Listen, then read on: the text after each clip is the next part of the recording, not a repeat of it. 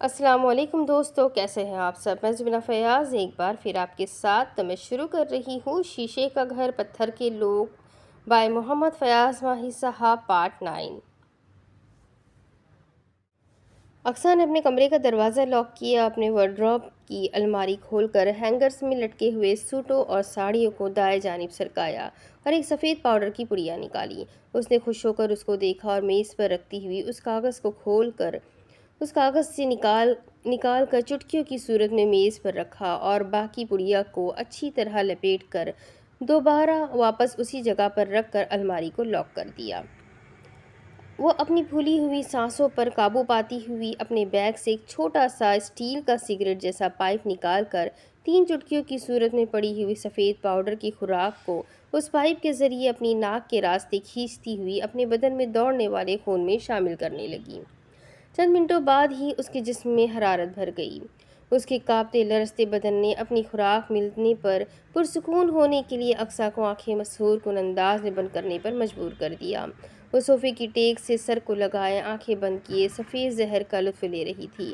وہ خود کو خوابوں کی اس دنیا میں لے گئی تھی جہاں سکندر اس کے ساتھ تھا اور وہ سکندر کی باہوں میں جھول رہی تھی۔ ایاز نے اس کو نظر انداز کر دیا تھا، وہ اس کی جوانی کو نظر بھر کے بھی نہ دیکھ سکا تھا۔ اس نے گھر میں بھی اقصیٰ کے حسن کو نظر انداز کیا تھا۔ وہ مطربہ کا ٹیچر تھا لیکن اقصیٰ کو لگتا تھا کہ وہ اس کا عاشق ہے۔ اب وہ اپنی محرومیوں کا انتقام ایاز سے اس طرح لے گی کہ وہ اس کو ذلیل و رسوا کر کے اس محل سے نکلوائے گی۔ وہ کسی نہ کسی طرح کوئی نہ کوئی سازش ایسی تیار کرے گی کہ ایاز کو نعمان عزت ذلیل کر کے یہاں سے نکال دے۔ اقصیٰ کو ڈرگس کی عادت اس کی سہیلی اور اس کی ٹیم ممبرز نے ڈالی تھی۔ وہ کافی کماتی تھی اور اچھے عیش و عشرت اور ٹھاٹھ سے اپنی زندگی کو انجوائے کر رہی تھی۔ اس نے اپنے فیلڈ میں بہت سی دوستیاں کی تھیں۔ بہت سے لڑکے اس کے حسن کے دیوانے تھے، لیکن اس کی فیلڈ کی دوستیاں کچھ زیادہ دیر نہ چل سکی تھی اور اقصیٰ نے بھی کسی کو بھی لمٹ سے آگے نہ جانے دیا تھا۔ یہی وجہ تھی کہ وہ ماڈلنگ کی دنیا میں مغرور حسینہ کے نام سے جانی جاتی تھی۔ اس بات کی اس کو کوئی پرواہ نہ تھی، بلکہ وہ میڈیا میں رہنے کا فن جان چکی تھی۔ جتنے بھی زیادہ اسکینڈلز بنتے تھے وہ اتنی ہی مشہور ہو جاتی تھی۔ اس بات کا نعمان عزت کی سیاست پر بھی اثر پڑتا تھا، مگر نہ جانے کون سی ایسی بات تھی کہ وہ اقصیٰ کو کچھ بھی نہ کہنے پر مجبور تھے، اور وہ کبھی بھی اقصیٰ کے کسی بھی اچھے یا برے کام میں مداخلت نہ کرتے تھے۔ باپ سمیع اللہ گاؤں میں رہتے تھے۔ وہ کبھی کبھار شہر کا چکر لگاتے تھے، جبکہ ان کی بڑی بہنیں گاؤں میں و آپس میں رشتہ داروں میں ہی بیاہی ہوئی تھی۔ سمیع اللہ نے عزت کمانے کے لیے اور اپنی پگڑی کو اونچا رکھنے کے لیے ہر وہ جائز اور ناجائز ظلم گاؤں والوں پر ڈھایا تھا جو وہ ایک گاؤں کا مالک ہونے کی حیثیت سے ڈھا سکتا تھا۔ نعمان عزت نے کئی بار کہا تھا کہ وہ شہر آ کر ان کے ساتھ رہے، لیکن وہ اپنی چودراہٹ نہ چھوڑنا چاہتے تھے، اور ان کی جو عزت اور ساکھ گاؤں میں تھی وہ شہر میں کہاں رہتی تھی، کیونکہ وہاں تو نعمان عزت کی سیاست کا طوطا بولتا تھا۔ اقصیٰ نے اپنی رگوں میں سفید پاؤڈر اتارنے کے بعد خود کو پرسکون محسوس کیا اور کھڑکی کے پاس آ کر آرام دہ کرسی پر بیٹھ گئی تھی۔ وہ کھڑکی سے سکندر کے کوارٹر کا نظارہ کرنے لگی تھی۔ وہ بہت ہی کم عرصے میں سکندر کی دیوانی ہو گئی تھی۔ اب اس کو سکندر کے بغیر زندگی گزارنا پھیکا اور بے معنی ہی لگنے لگا تھا۔ اس نے پہلی ہی نظر میں ایاز کو بھی پسند کیا تھا، لیکن اس کو خود کو نظر انداز کرنا سخت ناگوار گزرتا تھا۔ اس نے جب سکندر کو پہلی بار دیکھا تھا تو وہ صرف وقت گزاری کے لیے سکندر سے دل بہلانا چاہتی تھی، لیکن اس نے اپنی تمام زندگی کی سچی داستان سنا کر اس کو اپنا گرویدہ کر لیا تھا، اور اس کو سکندر کی سچائی کے ساتھ ساتھ اس کی جسمانی ساخت اور دل میں کھپ جانے والی شخصیت نے بھی بہت متاثر کیا تھا۔ اب وہ سکندر کو کبھی بھی نہیں چھوڑے گی، اور نہ ہی کبھی خود سے جدا ہونے دے گی۔ وہ ہر قیمت پر سکندر کے ساتھ اپنی زندگی گزارنے کا سوچ چکی تھی۔ اس کو سمیع اللہ کے علاوہ کسی کی بھی مخالفت کی پرواہ نہ تھی۔ نعمان عزت اس کی زندگی میں کبھی بھی عمل دخل نہیں دیں گے۔ اس بات کا اقصیٰ کو پتہ بھی تھا اور ایک محتاط انداز بھی تھا۔ اس کے ہاتھ میں نعمان عزت کی ایک ایسی کنڈی تھی جس کو اگر وہ ذرا سا بھی مروڑتی تو نعمان عزت کے ڈھیلے ہی باہر آ جاتے تھے، اور وہ اس پتے کو اپنے ہاتھ میں ہی محفوظ رکھنا چاہتی تھی، اور وقت آنے پر ترپ کے اس پتے کو استعمال کرنا چاہتی تھی اور اس کو استعمال کرنے کا گر بھی جانتی تھی۔ وہ نعمان عزت سے بات کر کے سکندر کو اپنے ڈرائیور کے طور پر مانگ لے گی اور پھر سکندر کی بلا شرکت غیر مالک ہوگی اور سکندر اس کے دل کا راجا ہوگا۔ اقصیٰ نے اپنی سوچ کو عملی جامہ پہنانے کے لیے ایک طویل پلاننگ کر لی تھی اور اس پلاننگ کو اپنی مرضی کے مطابق مکمل کرنے کے لیے اس کو سکندر کا ساتھ درکار تھا، اور سکندر ابھی تک چکنی مچھلی کی طرح اس کے ہاتھ سے پھسلتا ہی رہا تھا۔ اب وہ اپنے حسن اور اپنی جسمانی ساخت سے اپنی طرف مائل کرنے کی بھرپور کوشش کرے گی۔ وہ سکندر کو پانے کی خاطر کسی بھی حد تک جانے کے لیے تیار تھی۔ اس نے دیکھا کہ سکندر اپنے کوارٹر سے نکلا تھا تو بہترین لباس زیب تن کیا ہوا تھا جو اس کو اقصیٰ نے ہی دیا تھا، اور سکندر تھوڑی سی خیل و حجت کے بعد اس کے تحفے کو قبول کر چکا تھا۔ وہ بہت اسمارٹ اور چارمنگ لگ رہا تھا۔ اگر وہ ملازم نہ ہوتا تو یقیناً امیر لوگوں کی کئی لڑکیاں اس پر مر مٹتی اور اس کے ساتھ زندگی گزارنے کو اپنی خوش قسمتی تصور کرتی۔ یہ تو اقصیٰ کو اس سے محبت بھی ہو جانا تقدیر کی ہی کسی چال کا حصہ معلوم ہوتا تھا۔ اقصیٰ نے اسے مخمور آنکھوں سے دیکھا اور اس کو شرارت سوجھی تو اقصیٰ نے سکندر کا موبائل نمبر اپنے موبائل سے ڈائل کیا۔ اقصیٰ نے دیکھا کہ سکندر موبائل کی بیل سن کر چونکا ہے اور اس نے پینٹ کی جیب سے اپنا موبائل نکالا اور اس کو پریس کرتا ہوا کان سے لگا کر بولا، جی مس اقصیٰ۔ اقصیٰ اس کی اس طرح بلانے پر حیرت زدہ نظروں کے زاویے سے دیکھنے لگی اور بولی، تمہیں کیسے معلوم ہوا کہ یہ میں ہوں؟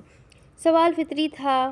وہ مسکراتا ہوا بولا، میڈم میرے موبائل میں صرف 3 نمبر ہی درج ہیں، ان میں سے ٹاپ پر آپ کا نمبر ہے، اور باقی 2 کس کے ہیں؟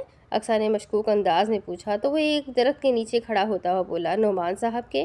اقصیٰ جس چیز پر ہاتھ رکھ دے وہ اس کو کسی کے ساتھ بھی شیئر نہیں کرتی، اور تم وہ انسان ہو سکندر جس کو اقصیٰ اپنے دل میں جگہ دے چکی ہے، اور تم کو کیسے وہ دوسرے کی ملکیت میں برداشت کرے گی؟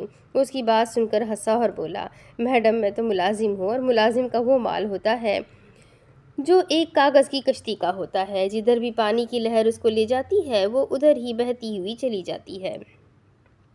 تم باتیں اچھی کرتے ہو سکندر، لیکن یاد رکھو کہ تم پانی میں تیرتی ہوئی کاغذ کی وہ کشتی ہو جس کو میرے پیار کی بھپری ہوئی موجیں اپنے ساتھ ہی بہا کر لے جائے گی۔ اقصیٰ نے بھی اینٹ کا جواب پتھر سے دینے کے لیے جن لفظوں کا سہارا لیا تھا وہ یقیناً خاصے وزن والے تھے۔ مسکراتا ہوا بولا، بھپری ہوئی موجیں اور طوفان میرا کچھ نہیں بگاڑ سکتے اقصیٰ میڈم، میں ان کی گود میں کھیل کر پلا بڑا ہوں اور یہ مجھ سے پیار کرتے ہیں۔ سکندر کی دلیر اس کے ماضی کو مد نظر رکھتے ہوئے دیکھی جاتی تو وہ الفاظ کی اس جنگ میں اقصیٰ پر سبقت لے جا رہا تھا۔ اقصیٰ ایک ٹھنڈی آہ بھرتی ہوئی بولی، جس انسان کو میں ایک بار آنکھ بھر کے دیکھ لوں وہ میری جھیل جیسی آنکھوں میں ہی ہمیشہ ہمیشہ کے لیے ڈوب جاتا ہے۔ تو پھر آج تک یہ جھیل مجھے متاثر کیوں نہیں کر سکی؟ کیا اس کی گہرائی کم ہو گئی ہے، یا اس کی کشش ختم ہو گئی ہے، یا پھر اس میں ڈوبنے والوں کو تیرنے کے لیے وہ پانی ہی نہیں ملتا جو محبت اور چاہت کی آمیزش پر مبنی ہوتا ہے؟ سکندر کا وار خاصا گہرا تھا، لیکن اقصیٰ ڈرگس لے کر اپنے ذہن کو تر و تازہ کر چکی تھی۔ سکندر میری جان، تم نے ابھی تک اس جھیل کا کنارہ ہی دیکھا ہے، اس میں اترو گے تو گہرائی کا اندازے بھی ہو جائے گا۔ میں گہرے پانیوں کا تیراک ہوں میڈم، مجھے تیرنا آتا ہے۔ سکندر گیٹ سے باہر نکل رہا تھا اور اقصیٰ کی نظروں سے اوجھل بھی ہو گیا تھا۔ تو پھر ٹھیک ہے سکندر، اب کی بار ہمارا سامنا ہوگا تو دل کو شل ہونے سے بچانے کے لیے کوشش ضرور کرنا۔ اقصیٰ اس کو چیلنج کرتی ہوئی بولی تو وہ جواب میں ہنستا ہوا کہنے لگا، یہ دل بڑی کمبخت چیز ہے میڈم اقصیٰ، آپ کو سامنے پا کر دیوانہ وار دھڑکنا شروع کر دیتا ہے، لیکن اس کو میں نے اس طرح نکیل ڈال رکھی ہے کہ جیسے کسی منہ زور گھوڑے کو اس کا مالک قابو میں کرنے کے لیے نکیل ڈالتا ہے۔ چلو تم نے اعتراف تو کیا کہ یہ میری موجودگی میں تمہارے بس میں نہیں رہتا، یہی میری کامیابی کی ابتدا ہے سکندر۔ اقصیٰ کو ایک انجانی سی خوشی کا احساس ہوا تھا۔ اس نے سکندر کی دوسری بات سننے سے پہلے ہی کال ختم کر دی اور ایک خوشگوار موڈ کے ساتھ اپنے بیڈ پر آ کر لیٹ گئی۔ وہ خود ہی بڑبڑانے والے انداز میں بولنے لگی، تم نہیں جانتے سکندر، تم نے مجھے پاگل بنا دیا ہے۔ میں تمہیں کھو کر کنگال نہیں ہونا چاہتی، بلکہ پا کر مقدر کی سکندر بننا چاہتی ہوں، اور تمہیں پانے کے لیے ہر وہ حد عبور کروں گی جو میری راہ میں رکاوٹ بننے کی کوشش کرے گی۔ آہستہ آہستہ اس کی آنکھیں بوجھل ہونے لگی تھی اور وہ پرسکون نیند لینا چاہتی تھی، اس لیے اس نے اپنے جسم کو مہربان کے رحم و کرم پر چھوڑ دیا اور جس حالت میں پڑی تھی اسی میں گہری نیند کی وادی میں کھو گئی۔ دوسری طرف ٹرین کی تیز ہارن اور رفتار نے ایاز کا موڈ خراب کر دیا تھا۔ وہ اس وقت معمول کے مطابق ناشتہ کر رہے تھے اور سائمہ ان کو پراٹھے بنا کر دینے میں اپنی ڈیوٹی میں فخر محسوس کرتی ہوئی مگن تھی۔ امی، یہ جو جویریہ ہے کوئی زیادہ ہی نکچڑی نہیں ہے؟ سائمہ اس کی طرف دیکھ کر ہنسنے لگی اور بولی، وہ تو بڑی اچھی بچی ہے، ماشاءاللہ میری بہت عزت کرتی ہے، لیکن مجھے تو ایسا لگا کہ ان میں پیسے کا غرور ہے اور مجھ جیسے انسان کو کمتر سمجھتی ہے۔ ایاز نے جویریہ کی ہی بات کیوں چھیڑی تھی، اس بات کا پتہ اس کو خود بھی نہ تھا۔ ویسے ایاز، بعض اوقات آنکھیں اور دل بہت بڑا دھوکہ کھا جاتے ہیں۔ ہم کچھ سمجھتے ہیں اور حقیقت اس کے بالکل برعکس ہوتی ہے۔ اس بار ریشم نے بھی گفتگو میں اپنا حصہ ڈالا تو وہ نوالا منہ میں رکھتا ہوا بولا، آپی، یہ جو امیر لوگ ہوتے ہیں نا، ان کے ایک چہرے پر اعتبار کرنے والا ہمیشہ گھاٹے میں رہتا ہے۔ ایاز کی بات سیدھی ریشم کے دل میں تیر کی طرح گھب گئی تھی۔ وہ نعمان عزت کے دوسرے چہرے کے بارے میں سوچنے لگی تو ایاز پھر بولا، آج کل تو ہر چہرہ ہی نقاب پہنے ہوئے ہے، نقاب کے پیچھے کیا ہے یہ کوئی نہیں جانتا۔ تمہیں ایسی باتوں میں نہیں پڑنا چاہیے، کیونکہ میں جج صاحب کو 25 سالوں سے جانتی ہوں اور ان کے بچے بھی میرے ہاتھوں میں ہی پلے بڑے ہیں۔ سائمہ اس کو ڈانٹنے والے انداز میں بولی، اس خاندان کے ظاہری چہرے پر جو کچھ ہوتا ہے وہی کچھ دل میں بھی ہوتا ہے۔ آپ تو ان کو خوب جانتی ہیں امی، ذرا یہ تو بتائیں کہ انیکا بات کی کیسی ہے؟ ایاز نے پوچھا تو ریشم نے چونک کر اس کی طرف دیکھا اور بولی، امی، ابھی اس کو 2 ٹیوشنز ہی ملی ہے تو اس کا یہ حال ہو گیا ہے۔ اگر یہ کسی کالج میں لیکچرر لگ جائے تو پھر پتہ نہیں ہر لڑکی کو شک کی نگاہ سے دیکھے۔ امی، اس کو خاموش کروا لیں۔ ایاز مصنوعی غصے سے بولا تو سائمہ مسکراتی ہی بولی، بس انیکا بھی جویریہ کے ساتھ ایسے ہی لڑتی رہتی ہے جیسے تم اپنی بڑی بہن سے مصنوعی لڑائیاں لڑتے رہتے ہو۔ میں تو اس لیے لڑتا ہوں کہ آپ ہی نے پرائے گھر چلے جانا ہے، اس کو میرے ساتھ گزارا ہوا وقت پل پل یاد آتا رہے۔ وہ ریشم کو چھیڑنے والے موڈ میں تھا تو ریشم کی غصے سے باہر کو ابلی ہوئی آنکھیں دیکھ کر ہنسنے لگا تو جویریہ نے کون سا بیٹھی رہنا ہے، وہ بھی پرائی ہے، کسی نہ کسی دن پیا اگر چلی ہی جائے گی، سائمہ نے کہا تو وہ اس کی طرف دیکھتا ہوا بولا، امی، یہ انیکا جویریہ سے ہی پڑھتی رہتی، مجھے کیوں زحمت دی؟ سائمہ اس کی طرف حیرت سے دیکھتی ہوئی بولی، پاگل تو نہیں ہو گئے ہو تم؟ ایک تو تمہارا روزگار لگ گیا ہے اور پھر جویریہ کی اگلے ہفتے منگنی ہے، نعمان عزت کے بڑے بیٹے حارث نعمان کے ساتھ۔ ایاز سائمہ کی طرف منہ کھولے دیکھنے لگا، نہ جانے کیوں اس کو سائمہ کی بات اچھی نہ لگی تھی۔ منگنی؟ وہ گہری اداسی سے بولا تو ریشم بول پڑی، کیوں اس کی منگنی نہیں ہو سکتی؟ میرا مطلب تھا کہ نعمان عزت کا بڑا بیٹا حارث نعمان، وہ تو میں نے دیکھا ہی نہیں ہے۔ ایاز کے بے ربط اور ٹوٹے پھوٹے لفظ کو سائمہ نظر انداز کرتی ہوئی بولی، یہ بتاؤ کہ تم نے نعمان عزت سے کوئی بات چیت کی یا وہ تم سے ملے کہ ابھی نہیں؟ سائمہ کی بات میں جوش اور تجسس پا کر ایاز اور ریشم چونکے تو وہ ہنستی ہوئی بولی، یہ امیر لوگ اگر ہاتھ ملا لے تو بہت کام آ سکتے ہیں۔ اس فقرے نے سائمہ کی پوزیشن کافی واضح اور صاف کر دی تھی۔ جی امی، ملے تھے وہ، ایاز بدل سا ہوتا ہوا بولا تو سائمہ کا شوق تجسس اور بھی بڑھ گیا اور خود پر قابو رکھتی ہوئی بولی، پھر کیا کہا انہوں نے؟ اس فقرے میں بظاہر بے نیازی تھی، لیکن سائمہ جو کچھ پوچھنا چاہ رہی تھی اس کی اس خواہش سے دونوں ہی بے خبر تھے۔ کچھ نہیں، بس ہاتھ ملایا اور 2-3 سرسری سی باتیں کی اور اپنے محل کی جانب بڑھ گئے۔ تم سے ہاتھ ملایا تھا؟ ریشم تجسس سے سائمہ کی طرف دیکھنے لگی تھی۔ ہاں امی، بڑے لوگ ہاتھ بھی اس طرح ملاتے ہیں کہ گویا چھوٹے آدمی پر احسان کر رہے ہوں۔ پھر ایاز وہ باتیں بتانے لگا جو ایاز اور نعمان عزت کے درمیان ہوئی تھی۔ سائمہ کے ہونٹوں پر پھیلی ہوئی زہریلی مسکراہٹ ان دونوں کی نظروں سے پوشیدہ ہی تھی۔ قدرت سائمہ کی مدد کر رہی تھی، وہ اپنے مقصد میں کامیاب ہوتی ہوئی نظر آ رہی تھی۔ ایاز کے جانے کے بعد اس نے ریشم سے پوچھنا شروع کر دیا تھا۔ ریشم ہر بات بتا رہی تھی سوائے نعمان عزت کی بدتمیزیوں کے۔ اگر وہ سائمہ کو بتا دیتی کہ نعمان عزت کے آوارہ ہاتھوں نے اس کے بدن پر آوارگی کی ہے تو سائمہ اس کو کبھی بھی دوبارہ وہاں نہیں جانے دے گی اور اس کے خوابوں کو ملنے والی حقیقت میں کبھی بھی تعبیر کا رنگ نہیں بھرا جائے گا اور وہ شموم کی باتوں کو بھی نہ بتا سکی، بلکہ اس نے سرے سے ہی اس کا تذکرہ نہ کیا تھا۔ وہ اپنے خوابوں کو زندگی دینے کے لیے ہر لمٹ، ہر حد کو کراس کرنے کا طے کر چکی تھی۔ दूसरी तरफ घर में हारिस और जवेरिया की मंगनी की तैयारियां हो रही थी। जवेरिया के पांव ही ज़मीन पर ना टिक रहे थे। वो खुद को हवा में उड़ता हुआ महसूस कर रही थी। उसने बाप के घर में राज किया था और आगे मिलने वाला घर भी अरबपति लोगों का था, और फिर पढ़ा लिखा बिजनेसमैन उसका शरीक ज़िंदगी बनने जा रहा था। और हारिस को उसने थोड़े ही अरसे में दिल की गहराइयों से चाहा था, और वो खुशकिस्मत थी कि जिसको थोड़े से अरसे के लिए देखा, मन में बसाया और साथ गुजारने के ख्वाब देखे थे, वो उसी को आसानी से मिल गया था। सर, आप आपे की शादी में आएंगे? अनीका ने अयाज की आंखों में झांका और बोली तो वो उसकी तरफ देखता हुआ बोला, अगर जवेरिया इनवाइट करेगी तो ज़रूर आऊँगा। लफ्ज़ों में उदासी और लहजा भीगा हुआ क्यों था, इस बात का खुद अयाज को भी इल्म न था, मगर उसकी सौगवारी को छुपाने के लिए वो मुस्कुरा दिया था। जवेरिया आप ही क्यों सर, मैं भी आपको इनवाइट करूंगी। अनीका हैरान होती हुई बोली तो मुस्कुराने लगा और बोला, तुम?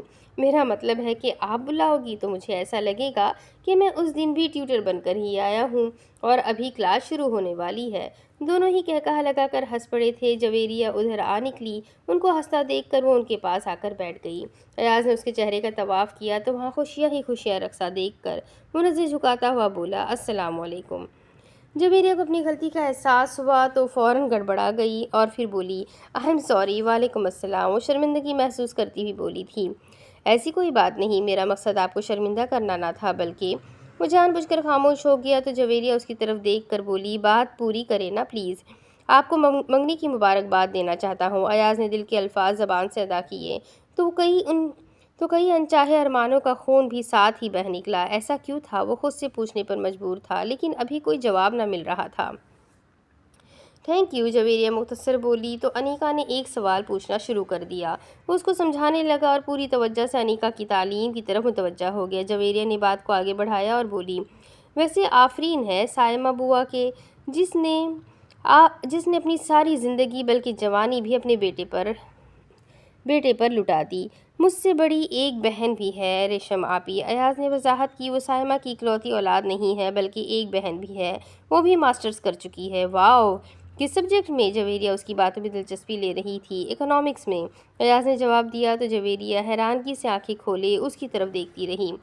वो भी एक अच्छी सी फर्म में जॉब कर रही है और अम्मी ने हम दोनों को बहुत ही मेहनत और प्यार से पढ़ाया है। अयाज ने रेशम का मज़ीद तारुफ करवाया तो वो और भी हैरान हो गई। और आप? जवेरिया ने उसकी तालीम का पूछा तो वो अपने बारे में बताने लगा। मैं अब आपके होने वाले देवर शमून का क्लास फेलो हूँ। जवेरिया की आंखें हैरत से फटने के करीब थी। वो तो काफ़ी महंगी यूनिवर्सिटी है। उसे लगा कि उसकी इस फिक्रे ने अयाज को हर्ट किया है। वो बात बदलती हुई बोली, मेरा मतलब है कि शमून की स्टडी तो काफ़ी महंगी है। अयाज उसकी बात सुनकर एक ठंडी सांस भरता हुआ बोला, हाँ, शमून और मुझ में फ़र्क यही है कि मेरी माँ को अपना जेवर बेचना पड़ा है और उसके साथ ऐसा कुछ नहीं है। सायमा बुआ अजीम है कसम से, वो और आप बहुत लकी हो, उनके बेटे हो। मेरी माँ वाकई इस दुनिया की अजीम तरीन माँ है। अयाज ने सायमा की तारीफ जवेरिया के मुंह से सुनी तो उसे बहुत ही अच्छा लगा। उन्होंने अपने दिन रात एक करके हम दोनों बहन भाई की तरबियत और अच्छी परवरिश पर लगाया है। मैं उनकी अज़मत को सलाम करता हूँ और इस बात पर फ़ख्र करता हूँ कि मैं उनका बेटा हूँ। सो नाइस, अमेजिंग सायमा बुआ, सच a great woman in the world. Javeria Saima की तारीफ़ें कर रही थी और अयाज का सीना फ़ख्र से चौड़ा हो रहा था। इसमें कोई शक न था कि सायमा ने अपनी जवानी के दिन रात अपने दो बच्चों पर खर्च करने को तरजीह दी थी। जवानी में ही बेवगी का कफन ओढ़ने के बावजूद भी उसने हिम्मत ना हारी थी और इन बच्चों की परवरिश के लिए खुद को बेरहम और संगदिल ज़माने के हाथों में खिलौना बनने की बजाय हालात का डटकर सख्ती से मुकाबला किया था। और आज उसकी मेहनत रंग ले आई थी। रेशम को अच्छी जॉब मिल गई थी और अयाज की तालीम का भी आखिरी साल चल रहा था।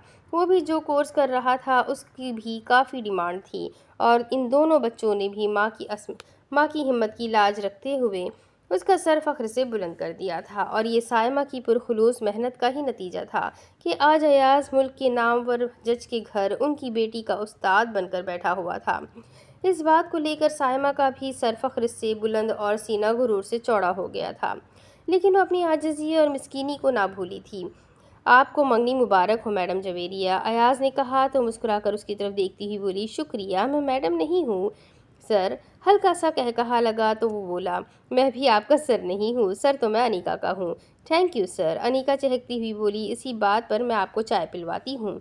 اٹھتی ہوئی بولی اور جویریہ سے مخاطب ہوئی، آپ چائے لیں گی؟ ضرور لوں گی، بلکہ میں تو اس کو اپنی خوش قسمتی تصور کروں گی کہ میں ایاز کے ساتھ بیٹھ کر چائے پینے کا شرف حاصل کروں گی۔ اس بار جویریہ نے براہ راست ہی اس کا نام لیا تو ایاز کا دل دھک سے دھڑک گیا۔ انیکا جا چکی تھی۔ کیوں مجھے شرمسار کر رہی ہیں آپ؟ میں جینیس لوگوں کی بہت قدر کرتی ہوں، اور آپ کی قدر بھی کرتی ہوں، اور آج سے عزت بھی کرنے لگی ہوں۔ کتنی مہربانی مجھ پر کی۔ ایاز ہونٹوں پر مسکان سجاتا ہوا بولا، کیونکہ تم اس کے حقدار ہو۔ وہ سر سے صرف ایاز اور اب آپ سے تم پر آ گئی تو ایاز کو اس کی بے تکلفی بہت ہی اچھی لگی تھی۔ بعض اوقات تقدیر ظرف سے بھی زیادہ نواز دیا کرتی ہے، وہ مسکراتا ہوا بولا، تب انسان کو اپنے مقدر پر شک ہونے لگتا ہے۔ جویریہ اس کی طرف دیکھتی ہوئی بولی، کیا آپ کو نہیں لگتا کہ عزت اور احترام آپ کا حق ہے؟ میں خود کو ان چیزوں سے بھی اوپر کا حقدار سمجھتا ہوں، بولا تو جویریہ کا ایسا دیکھنے کا انداز استفہامیہ بھی تھا اور حیران کن بھی تھا۔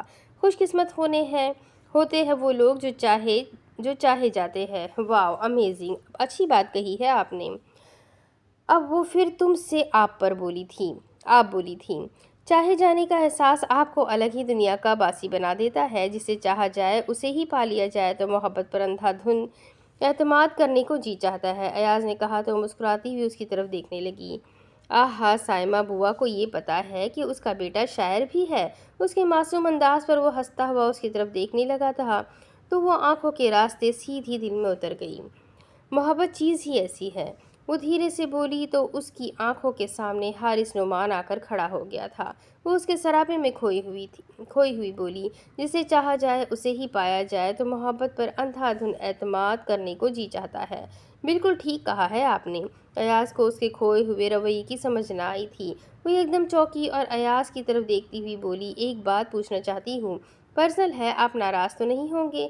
میں کبھی بھی کسی سے ناراض نہیں ہوتا، آپ پوچھیں، وہ خوش دلی سے بولا تھا۔ آپ نے کسی سے محبت کی ہے؟ اس سوال نے ایاز کے دل کے تاروں کو چھیڑ دیا تھا۔ وہ اس کی آنکھوں میں دیکھتا ہوا بولا، میں اس احساس سے نابلد نہیں ہوں، لیکن ابھی تک کوئی ایسا نہیں ملا جسے میں چاہوں۔ ایک ملا ہی تھا، مگر وہ آنکھیں جھکاتا ہوا خاموش ہو گیا۔ مگر کیا ایاز؟ یہ 3 الفاظ جویریہ کی بے تکلفی کو ظاہر کرتے تھے، لیکن وہ اس بار نظریں نہ اٹھا سکا اور جھکی ہوئی نظروں سے ہی بولا، مگر میں دیر سے پہنچا تھا۔ پھر کیا ہوا؟ تم نے اسے بتایا نہیں کہ تم اس سے محبت کرتے ہو؟ جویریہ اس کی کہانی میں دلچسپی لے رہی تھی اور وہ تجسس سے پوچھنے لگی تھی۔ مجھے جب پتہ چلا کہ وہ کسی اور کی ہو گئی ہے تو مجھے حوصلہ ہی نہیں ہوا، بس دل کی بات دل میں ہی رہ گئی۔ وہ ایاز کی طرف دیکھ کر کہا لگا کر ہاتھ پر ہاتھ مار کر ہنسنے لگی تو ایاز اس کو پیار بھری نظروں سے دیکھنے لگا۔ وہ اب جویریہ کو کیا بتاتا کہ اس نے ایاز کی پہلی نظر میں ہی نیندیں چرا لی تھی، جب وہ ایکسیڈنٹ والے دن انیکا کے پہلو میں بیٹھی ہوئی تھی۔ اس دن کو، اس حادثے کو ایاز کبھی بھی نہ بھول سکتا تھا، مگر جب اسے معلوم ہوا کہ جویریہ جسٹس بصیر احمد کی بیٹی ہے تو اس کو اپنی نیندوں اور چین و قرار کو لوٹ آنے کے لیے درخواست کرنا پڑی تھی۔ لیکن تقدیر اس کو گھیر کر جویریہ کی چوکھٹ پر ہی لے آئی تھی اور آج وہ جویریہ کو کسی اور کی ہو جانے پر مبارکباد پیش کر رہا تھا۔ یہ تقدیر کی ستم ظریفی تھی اور وہ اس ستم ظریفی پر ہنسنے کے لیے جویریہ کا ساتھ دینے پر مجبور تھا، اور اس کو یہ بھی علم تھا کہ وہ اپنے ہی اوپر ہنس کر اپنا ہی مذاق اڑا رہا ہے۔ دل کی باتیں اگر دل میں ہی رہ جائے تو روگ بن جاتی ہے، تم ایک بار اس کو کہہ کر تو دیکھو، شاید وہ بھی تم سے محبت کرتی ہو۔ جویریہ اس کی آنکھوں میں اداسی دیکھ کر بولی تھی۔ اس کو دکھ ہو رہا تھا کہ وہ ایاز سے کیوں پوچھ بیٹھی، مگر اب بات کو کوئی ڈھپ پر لا کر ختم بھی کرنا تھا۔ نہیں جویریہ، وہ بے ساختہ بولا تو جویریہ چونک کر اس کی طرف دیکھنے لگی۔ میں چور نہیں ہوں اور نہ ہی بے ایمان ہوں۔ اس کے دل میں جس کی محبت بسی ہے وہ اس پر بہت خوش ہے، اور میں اس کی خوشیوں میں اپنے جذبات کو ایک چنگاری بنا کر پیش کر کے بے ایمانی نہیں کرنا چاہتا، بس وہ سدا خوش رہے۔ ایاز مسکرانے لگا، کیونکہ انیکا کے ساتھ آنے والی ملازمہ کے ہاتھ میں چائے کی ٹرے بھی تھی جس میں دیگر لوازمات بھی تھے۔ دوسری طرف برقی کمکموں سے سجا ہوا ہوٹل اس بات کا اشارہ دے رہا تھا کہ آج کا فنکشن کوئی معمولی قسم کا فنکشن نہیں ہے، اور یہ بات بھی سچ تھی کہ بصیر احمد اور نعمان عزت نے پورا زور لگا دیا تھا کہ وہ اپنی شان و شوکت کو دکھا سکیں۔ حارث نعمان 2 پیس سوٹ میں شہزادہ لگ رہا تھا اور جویریہ بھی کسی پرستان سے آئی ہوئی پریوں کی ملکہ کی طرح صوفے پر اس کے پہلو میں بیٹھی ہوئی تھی۔ شہر کے تمام معززین کو اس منگنی میں مدعو کیا گیا تھا، اور جب حارث نے جویریہ کو منگنی کی ڈائمنڈ رنگ پہنائی تو ہال تالیوں سے گونج اٹھا تھا۔ تھینک یو جویریہ، حارث نے اس کے کان میں کہا تو وہ شرم سے سرخ ہو گئی تھی اور ایک تیکھی نظر سے حارث کی طرف دیکھا تو وہ پھر بولا، اب قتل کرنے کا ارادہ ہے کیا؟ حارث پلیز، یہ کیسی باتیں کرنے لگے ہیں آپ؟ وہ دھیرے سے بولی تھی۔ حارث مسکرانے لگا تھا۔ نعمان عزت نے جویریہ کو اسلامی کے طور پر 5 لاکھ روپے جبکہ جہاں آرا بیگم نے ایک خوبصورت گولڈ کا سیٹ تحفے میں دیا تھا۔ اقصیٰ نے بھی بہت ہی پیارا ایک گولڈ کا بریسلیٹ جبکہ مطربہ نے اپنی ہونے والی بھابھی کو ڈائمنڈ کا کنگن پیش کیا تھا، اور اسی روایت کو برقرار رکھتے ہوئے شمعون بھی پیچھے نہ رہا تھا۔ اس نے بھی جویریہ کو ایک گھڑی دی تھی جس کے ہند سے ہیرو سے بنے ہوئے تھے۔ انیکا اور انصر نے بھی حارث نعمان کو بہترین اور قیمتی تحفوں سے نوازا تھا، جبکہ بصیر احمد نے حارث نعمان کو تحفے میں ایک خوبصورت قیمتی گاڑی دی تھی اور تانیہ بیگم نے قیمتی گھڑی دی تھی، اور جو انگوٹھی جویریہ نے حارث نعمان کو پہنائی تھی وہ خالص گولڈ کی تھی، لیکن اس میں لگایا جانے والا یاقوت کا قیمتی پتھر اس بات کی گواہی دے رہا تھا کہ جویریہ اسی یاقوت کی سرخی کی طرح دل کی گہرائیوں سے حارث کو چاہتی تھی۔ اگر نکاح ہوا ہوتا تو خدا کی قسم ابھی کے ابھی اٹھا کر لے جاتا تمہیں، حارث نعمان بولا تو جویریہ کے ہونٹوں پر شرارتی مسکان دوڑ گئی۔ میں ابھی پاپا کو بتاتی ہوں، اتنا کہنا ہی تھا کہ حارث نعمان خوفزدہ نظروں سے اس کی طرف دیکھ کر بولا، کیا کر رہی ہو، پٹواؤ گی کیا؟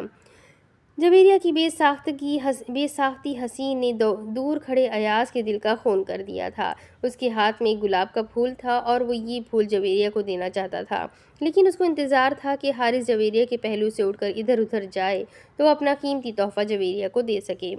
سر آپ یہاں کھڑے ہیں؟ انیکا اس طرف آ نکلی تھی۔ وہ ایاز سے مخاطب ہوئی تو وہ ہنستا ہوا پھول چھپا کر بولا، میں ادھر ہی ٹھیک ہوں، شمعون ابھی آتا ہے، اس سے کچھ بات کرنا ہے۔ ایاز نے بات بدلی تو انیکا نے شرارتی لہجے میں پیچھے کی طرف اشارہ کیا اور بولی، یہ آپ کیا چھپا رہے ہیں سر؟ ایاز نے پھول والا ہاتھ باہر نکالتے ہوئے انیکا کی طرف بڑھایا تو انیکا نے خوش ہو کر پھول پکڑا اور تھینک یو کہتی ہوئی پھول لے کر وہاں سے چلی گئی، اور ایاز کہہ ہی نہ پایا کہ یہ پھول وہ جویریہ کے لیے لیا تھا۔ مہمانوں کی بہترین کھانوں سے تواضع ہو رہی تھی کہ مطربہ کو اکیلے دیکھ کر انصر کو بات کرنے کا موقع مل گیا تھا۔ وہ اس کے پاس پہنچا اور بولا، آپ کھانا نہیں کھا رہی؟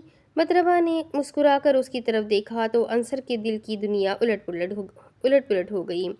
اگر یہی سوال میں آپ سے کروں تو میں تو جناب کا میزبان ہوں، انصر مسکراتا ہوا بولا، میزبان تو میں بھی ہوں، چونکہ یہ فنکشن مشترکہ ہے۔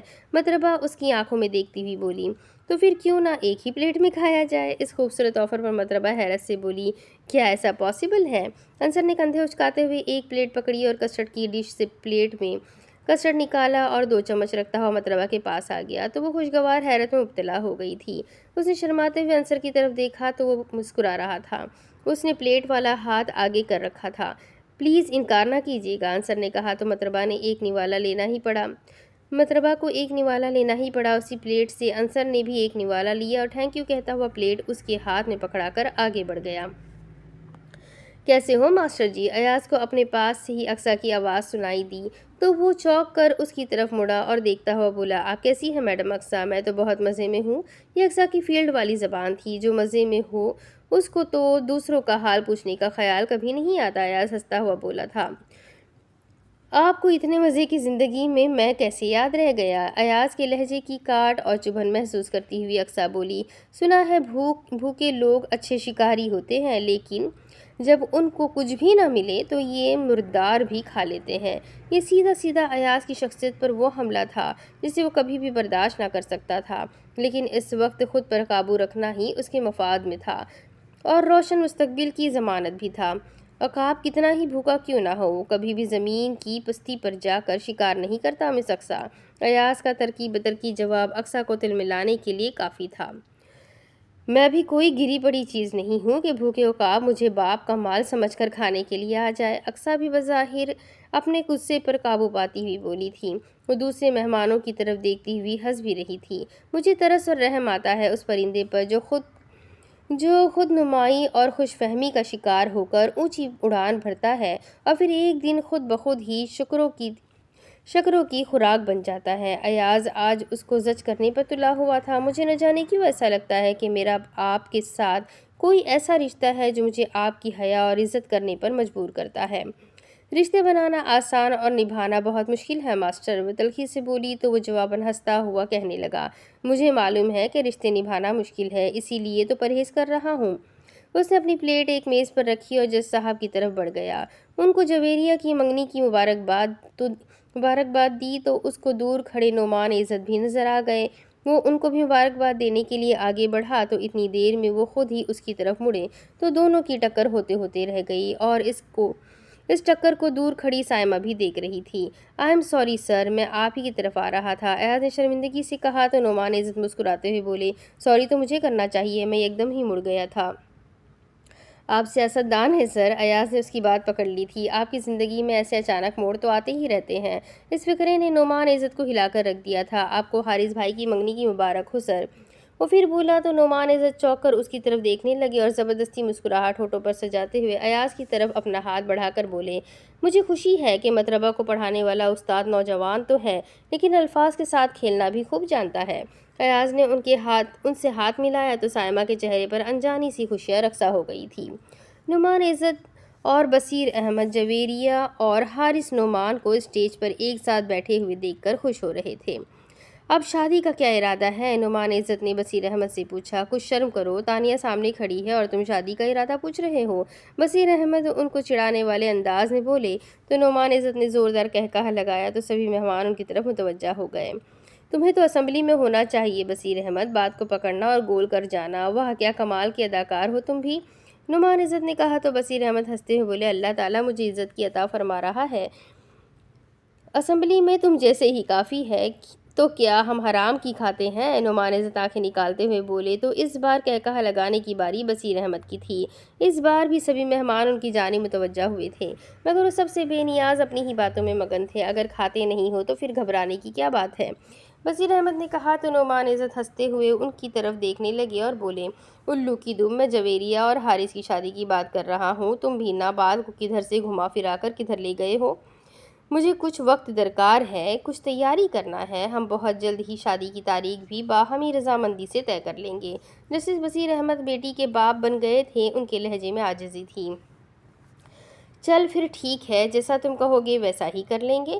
نعمان عزت بصیر احمد کو سنجیدہ ہوتا دیکھ کر سنجیدگی سے بولے تھے۔ بصیر احمد ان سے اجازت لے کر اسٹیج کی جانب بڑھ گئے جہاں تانیہ اور جہاں بیگم خوش گپیوں میں مصروف تھی۔ نعمان عزت کی نظریں تمام مہمانوں کا طواف کرتی ہوئی اسٹیج کے کونے پر گئی تو وہ سائمہ کو دیکھ کر حیران اور پریشان ہو گئے تھے۔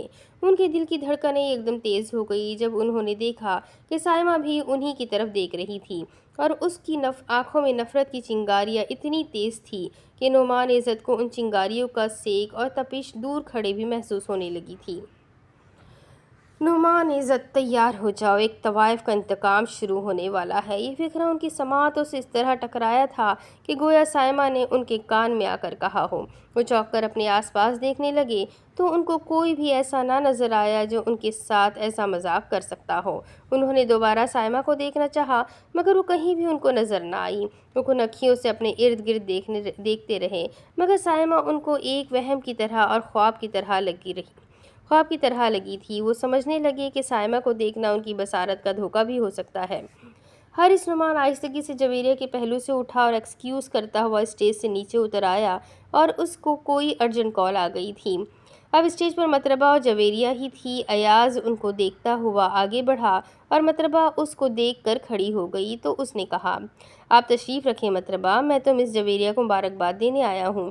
مطربہ جویریہ کے پہلو میں بیٹھ گئی تو جویریہ نے نظریں اٹھا کر ایاز کی طرف دیکھا اور بولی، تھینک یو، میری بھابھی کیسی لگ رہی ہے؟ مطربہ نے پوچھا تو ایاز مسکان ہونٹوں پر سجاتا ہوا بولا، بہت اچھی، مجھے تو بہت ہی اچھی لگی ہے۔ مطربہ تو مسکرا دی لیکن جویریہ ایاز کی اس طرح کی پہلی بار رویے پر چوکے بغیر نہ رہ سکی۔ اس نے غور سے ایاز کی طرف دیکھا تو وہاں اداسی اور سوگواری کے سوا کچھ بھی نظر نہ پا کر جویریہ کی نظریں جھک گئی اور بہت کچھ سوچنے پر مجبور ہو گئی۔